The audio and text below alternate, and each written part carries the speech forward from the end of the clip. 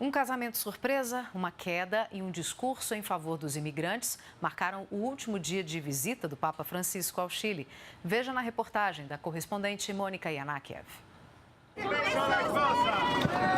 Um beijo a bordo no final de um voo romântico. Paula e Carlos se casaram no civil há 10 anos. Têm 2 filhas e trabalham como aeromoços. Estavam no avião que transportou o Papa no último dia de sua visita ao Chile. E no momento ele nos perguntou. O Papa nos perguntou se éramos casados pela igreja. Nós não podemos ter uma cerimônia religiosa porque no dia do nosso casamento civil houve um terremoto no Chile. Para a surpresa do casal, Francisco se ofereceu para celebrar a cerimônia no avião. Antes de casá-los, perguntou: "Vocês têm certeza? Querem passar o resto da vida juntos?" Eles disseram que sim. Eu acho que ser casado por um papa no avião é incomparável. Em Iquique, a última cidade chilena visitada pelo Papa, outro fato inesperado. Um policial caiu do cavalo e Francisco mandou parar o Papa móvel. Para! Nessa cidade, a 1.700 quilômetros da capital Santiago, vivem imigrantes de mais de 20 países. O Papa fez um discurso contra a discriminação. Esta terra é terra de sonhos. Iquique é uma terra de sonhos que abrigou gente de diversos lugares, que continue sendo uma terra de hospitalidade. Não há alegria quando se fecham as portas. Hoje o Papa viaja ao Peru, onde vai se encontrar com povos indígenas. Eles esperam que a igreja defenda seus direitos às antigas terras e pressione o governo a adotar medidas para proteger o meio ambiente. O chefe dos Ejejas disse que quer agradecer ao Papa pelo trabalho dos missionários que se instalaram na região e evitaram o genocídio de seu povo. Essa comunidade indígena fica na Amazônia peruana, a 3 dias de barco da cidade que o Papa visitará. Agora os Ejejas querem pedir ao Papa a devolução de suas antigas terras. O presidente Donald Trump negou hoje que tenha mudado de ideia sobre a construção de um muro na fronteira dos Estados Unidos com o México. Na véspera, o chefe de gabinete da Casa Branca tinha afirmado que a obra não seria inteiramente possível. Como de costume, Donald Trump usou o Twitter para falar dos assuntos em discussão no país e afirmou: "O muro é o muro, isso nunca mudou ou evoluiu", e disse que jamais teve a intenção que a obra incluísse áreas onde há proteção natural, como montanhas e rios, e voltou a dizer que o México pagará pela construção, direta ou indiretamente. Donald Trump contradisse as afirmações do chefe de gabinete da Casa Branca. Na véspera, John Kelly concedeu uma entrevista para uma rede de televisão e disse que o presidente não estava totalmente informado quando prometeu o muro ao longo de toda a fronteira. Disse ainda que é possível receber do México o dinheiro gasto na obra, mesmo que não diretamente do governo. Às vésperas de completar 1 ano no cargo, Trump enfrenta dificuldade para aprovar no Congresso o aumento do teto da dívida do governo. O prazo termina amanhã. Se não houver acordo, agências federais e serviços públicos não essenciais fecharão as portas. O presidente acusou o Partido Democrata de tentar forçar a paralisação para encobrir o sucesso da reforma tributária. Trump criticou também a imprensa, o que se tornou rotina desde a chegada à Casa Branca. O presidente publicou no Twitter o que chamou de vencedores do prêmio de notícias falsas. O link do post mostra uma lista de 10 notícias publicadas por empresas de comunicação. O item de número 11 afirma que a cobertura sobre a suposta coalizão com a Rússia para influenciar a eleição presidencial é uma farsa. Em outro tweet, o presidente disse que há muitos repórteres que ele respeita. Um incêndio num ônibus matou 52 pessoas na ex-república soviética do Cazaquistão. O ônibus seguia por uma estrada usada para levar trabalhadores do vizinho Uzbequistão para a indústria da construção civil na Rússia. Somente 5 pessoas sobreviveram. As causas do acidente estão sendo investigadas. Soldados israelenses mataram um pistoleiro palestino e capturaram outro durante um confronto na Cisjordânia. E disseram que os dois faziam parte de uma célula responsável por uma emboscada, na qual um colono judeu foi morto na semana passada. Desde que o presidente norte-americano Donald Trump reconheceu Jerusalém como capital de Israel no início de dezembro, pelo menos 18 palestinos e um israelense foram assassinados. Na Austrália, um drone salvou a vida de 2 adolescentes. Eles foram pegos por uma corrente numa praia com águas agitadas. Equipes de salva-vidas que faziam um treinamento com drones ali perto enviaram equipamento até o local. Lá, o drone jogou um bote salva-vidas. Os jovens puderam então voltar à areia. Autoridades do governo disseram que essa foi a primeira vez que isso ocorreu no mundo. Os 3 últimos anos foram os mais quentes já registrados em toda a história. A revelação foi feita hoje pela Organização Meteorológica Mundial, que pertence às Nações Unidas.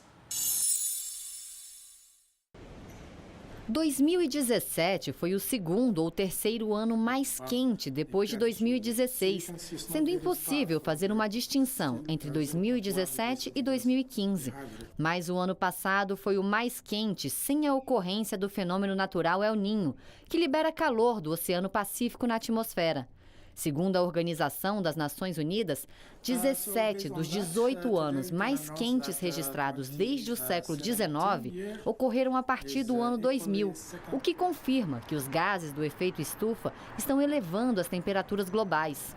Algumas das consequências disso são uma série de furacões poderosos no Caribe e nos Estados Unidos. E o Ártico terminando o ano de 2017 com a menor capa de gelo no inverno. Agora um alerta. Estelionatários estão se passando por funcionários de cartórios e enviando intimações falsas para aplicar golpes. A Polícia Civil de São Luís investiga os casos. Uma quadrilha de estelionatários está usando intimações falsas para aplicar golpes no Maranhão. Eles se passam por funcionários de cartórios e informam que o título vencido será protestado caso a pessoa não realize o pagamento.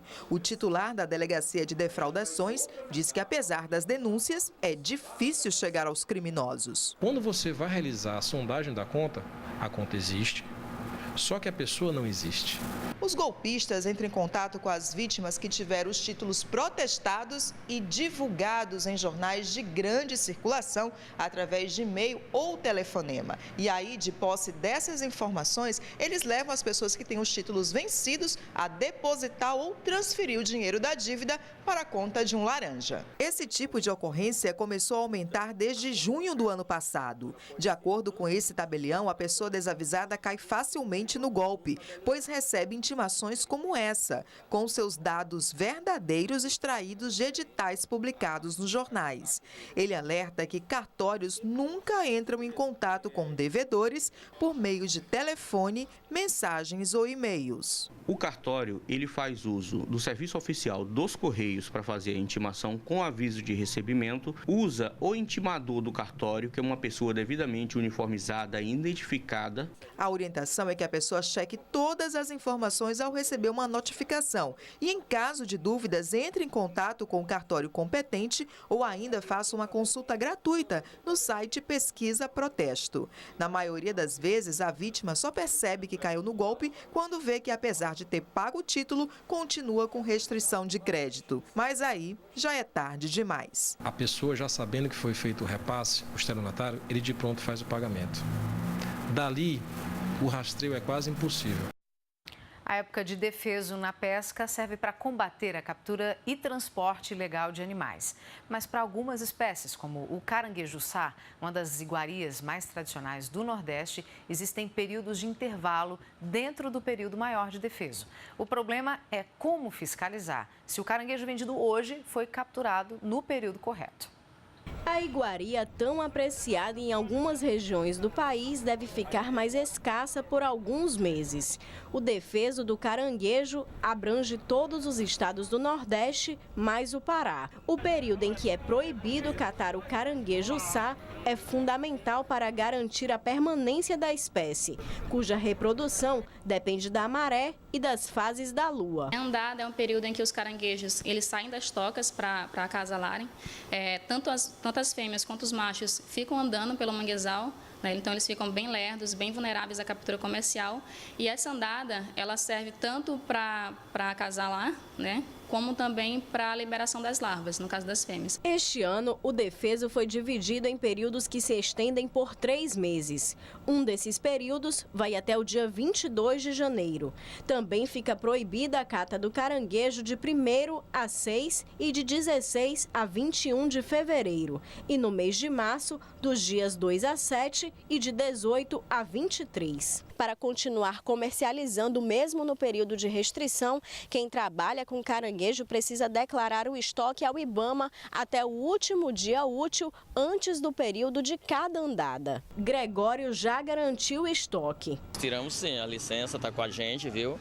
Porque a gente gosta de trabalhar todo o regulamento. Se nós fôssemos proibir a captura durante esses 3 meses direto, iria ter um colapso na economia, porque essa espécie é uma espécie bastante importante economicamente falando, e também os catadores eles seriam prejudicados, né, visto que a maioria deles não são registrados e não tem seguro defeso. De onde é que você tira a renda da sua família? Eu sou daqui agora, no momento. Eu era empregado, estou desempregado e daqui que eu tiro a renda, daqui eu tiro o pão das crianças. Quem for flagrado desrespeitando o período de defeso está passível a notificação, infração e apreensão do material encontrado.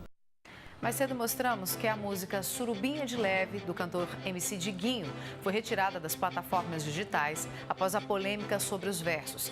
E hoje a gente quer saber, você já se sentiu ofendida com alguma letra de música?